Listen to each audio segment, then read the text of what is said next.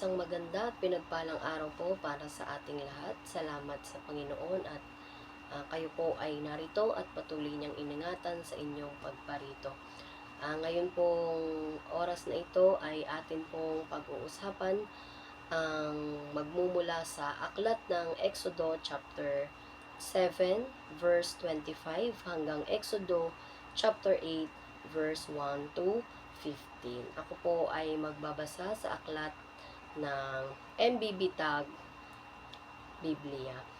Ang sabi po dito, at lumipas ang 7 araw mula nang hampasin ni Yahweh ang tubig. Pagkaraan noon, sinabi ni Yahweh kay Moises, pumunta ka sa Faraon, sabihin mong ito ang ipinapasabi ko. Payagan mo nang umalis ang mga Israelita upang sumamba sa akin. Kapag hindi ka pumayag, patuloy kong pahihirapan ang buong Ehipto. Pupunuin ko ng palaka ang ilog Nilo. Papasukin ng mga ito ang palasyo at aakyatin pati higaan mo. Papasukin din ng mga ito ang bahay ng mga tauhan mo at ng lahat ng Ehipsyo. Ganoon din ang inyong mga lutuan at lalagyan ng pagkain. Ikaw, ang iyong mga tauhan at ang buong bayan ay pahihirapan nito. Sinabi pa ni Yahweh, sabihin mo naman kay Aaron na itapat niya sa ilog ang kanyang tungkod, gayon din sa mga kanal at mga lawa upang mapuno ng palaka ang buong Ehipto. Ganoon nga ang ginawa ni Aaron, umahon sa ilog ang mga palakang di mabilang sa dami at kumalat sa buong Ehipto. Ngunit nagaya rin ito ng mga salamangkero sa pamamagitan ng kanilang lihim na karunungan. Ipinatawag ng Faraon sina Moises at Aaron. Sinabi niya, hilingin ninyo kay Yahweh na alisin ang mga palakang ito at papayagan ko na kayong maghandog sa kanya. Sinabi ni Moises, karangalan kong malaman kung kailan ninyo nais na idalangin ko kayo kay Yahweh, pati ang inyong mga tauhan at nasasakupan, at mawawala na ang mga palaka maliban ang mga nasa ilog.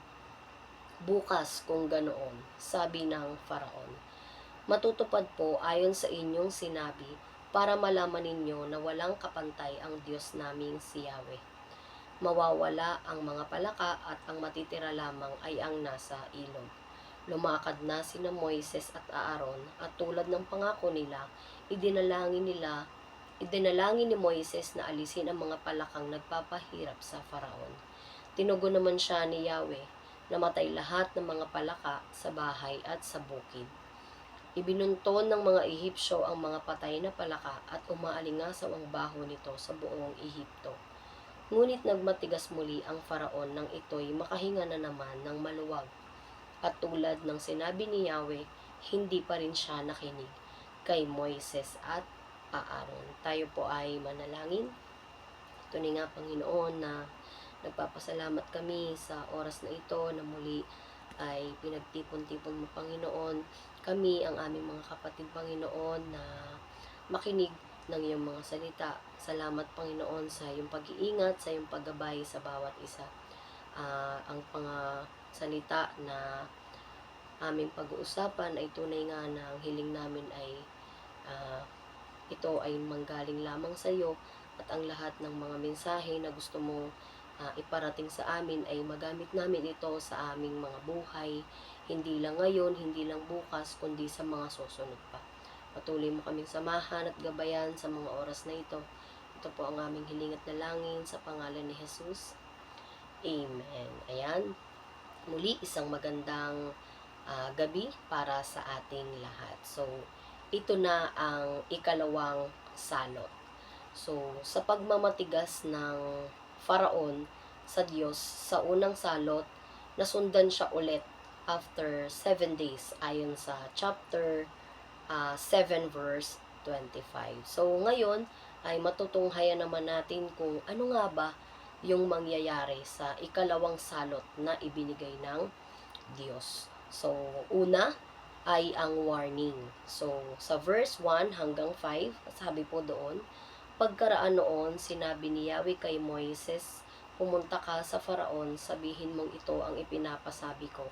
Payagan mo nang umalis ang mga Israelita upang sumamba sa akin. Kapag hindi ka pumayag, patuloy kong pahihirapan ang buong Ehipto. Pupunuin ko ng palaka ang ilog Nilo, papasukin ng mga ito ang palasyo at aakyatin pati higaan mo. Papasukin din ng mga ito ang bahay ng mga tauhan mo at ang lahat ng Ehipsyo. Ganoon din ang inyong mga lutuan at lalagyan ng pagkain. Ikaw, ang iyong mga tauhan, at ang buong bayan ay papahirapan nito. Sinabi pa ni Yahweh, sabihin mo naman kay Aaron na itapat niya sa ilog ang kanyang tungkod, gayon din sa mga kanal at sa mga lawa, upang mapuno ng palaka ang buong Ehipto. So, nag-warning si Lord sa Paraon na payagan niya na makaalis ang mga Israelita upang sambahin siya. At kung hindi ito papayag, ay pupunuin niya ng palaka yung buong Ehipto. Even yung palasyo at higaan niya, hindi papalampasin. So, pati yung mga bahay, ng mga tauhan ng Faraon, tsaka yung mga lutuan nila, at tsaka yung mga kainan nila. So, kung i-imaginein natin, di ba, yung nangyari, na nakakadiri siya. So, ako yung personal ko, kung ako ay makakakita ako ng palaka, so nandidiri na ako. So, paano pa kaya na yung buong paligid natin ay mapuno siya ng puro palaka, 'di ba? So, sobrang nakakadiri siya at talagang sobrang nakakakilabot siya kung sakali man na mangyari yun sa atin sa ngayon. So, ang pangalawa naman ay ang response. So, sa verse 6 hanggang 14, ang sabi doon, ganoon nga ang ginawa ni Aaron. Umaon sa ilog ang mga palakang di mabilang sa dami at kumalat sa buong Ehipto. Ngunit nagaya rin ito ng mga salamangkero sa pamamagitan ng kanilang lihim na karunungan. Ipinatawag ng Faraon sina Moises at Aaron. Sinabi niya, hilingin niyo kay Yahweh na alisin ang mga palakang ito at papayagan ko na kayong maghandog sa kanya. Sinabi ni Moises, karangalan kong malaman kung kailan ninyo nais na idalangin ko kayo kay Yahweh, pati ang inyong mga tauhan at nasasakupan, at mawawala na ang mga palaka maliban ang mga nasa ilog. Bukas kung ganoon, sabi ng Paraon, matutupad po ayon sa inyong sinabi, para malaman ninyo na walang kapantay ang Diyos naming si Yahweh. Mawawala ang mga palaka at ang matitira lamang ay ang nasa ilog. Lumakad sina Moises at Aaron at tulad ng pangako nila, idinalangin ni Moises na alisin ang mga palakang nagpapahirap sa Faraon. Tinugon naman siya ni Yahweh na matay lahat ang mga palaka sa mga bahay at mga bukid. Ibununton ng mga Ehipsyo ang mga patay na palaka at umaalingasaw ang baho nito sa buong Ehipto. So, ito naman yung naging response after ng ipinasabi ng Diyos sa Faraon. Pero, nagaya itong muli ng mga salamangkero, gaya nung sa una rin na salo.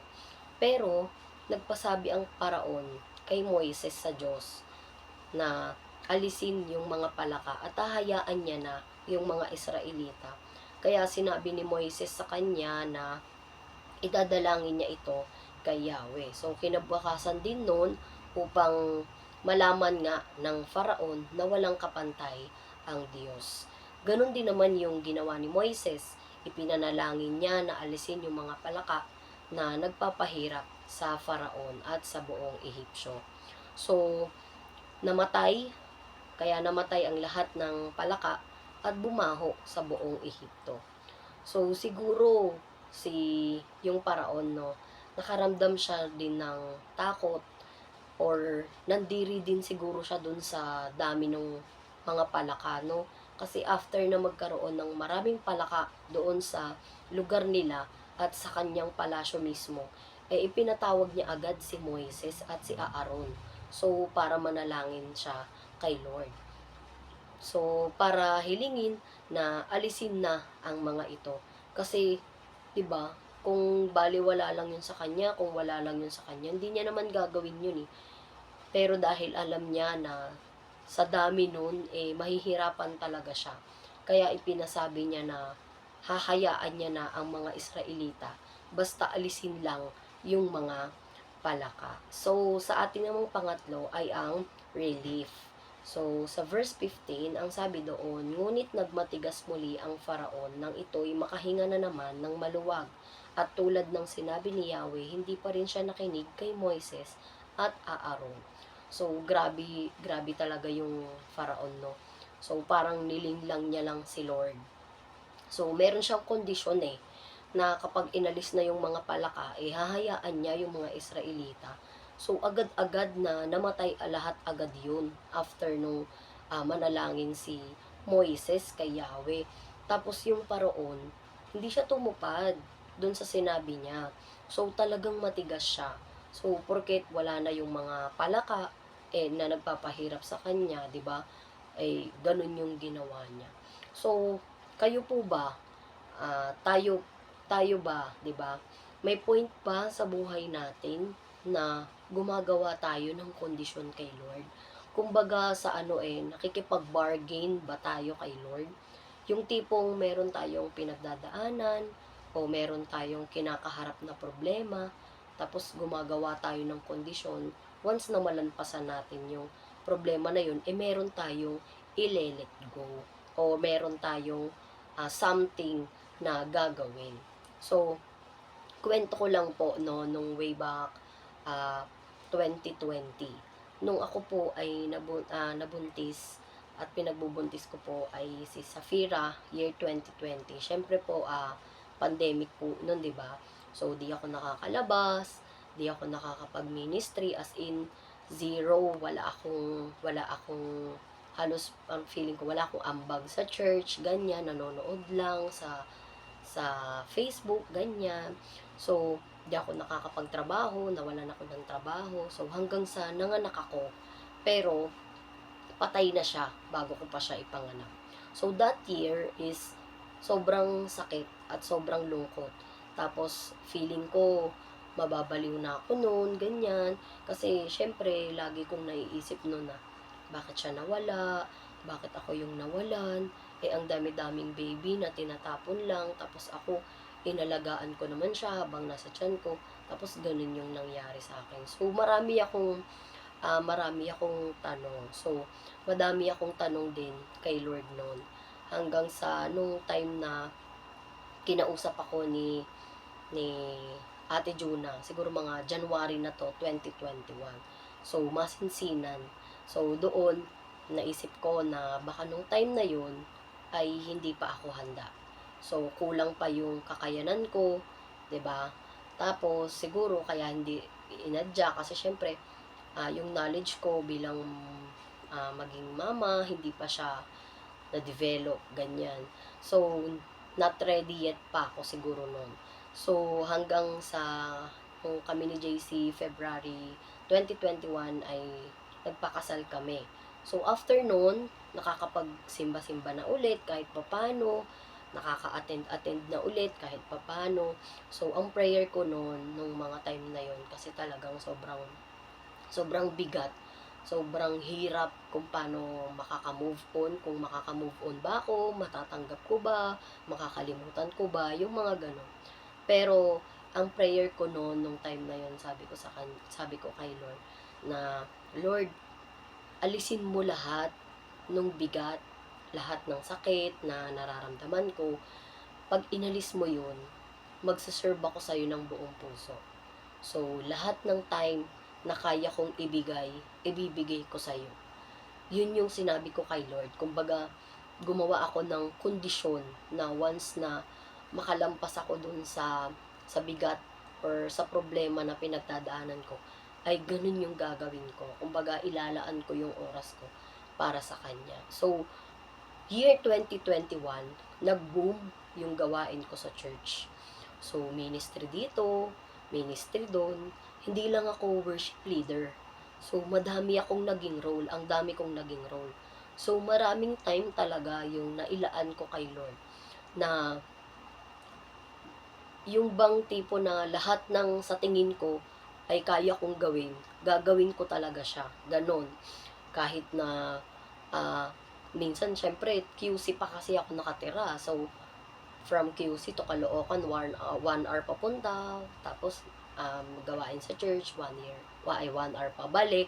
So, lahat talaga ng time na kaya ko, binigay ko talaga. So, sinabi ko talaga yun kay Lord. So, sa pamamagitan nun, ng mga gawain na meron ako nung time na yun, ay lumago talaga ako. Talagang masasabi ko na yun yung peak na talagang as in on fire talaga ako, ganyan. So, sa nung time na yun, sobrang dami ko pong na-realize na kung hindi kung hindi ako dumaan sa pagsubok na yon nung year 2020, siguro hindi nyo pa po ako nakikita o napapakinggan na nagsasalita dito. Siguro hindi nahasa yung kaalaman ko. So, nakipagkasunduan ako sa Panginoon. So, may kondisyon yung aking pagsunod nung time na yon, may kondisyon. Nakipag-bargain talaga ako kay Lord. Kasi nandun ako sa pinaka lowest part ng buhay ko na akala ko ay hindi ko kakayanin, pero nakaya ko. So, nung time na yun, kapag may kondisyon na kapag nalagpasan ko yung pinagdadaanan ko, maglilingkod ako, ibibigay ko lahat ng availability ko. At nangyari yun. So, tumupad si Lord sa, tinupad niya lahat, no, na malampasan ko yung mga struggle na yun sa buhay ko. So, ako, bilang response ko, tinupad ko din yung sinabi ko.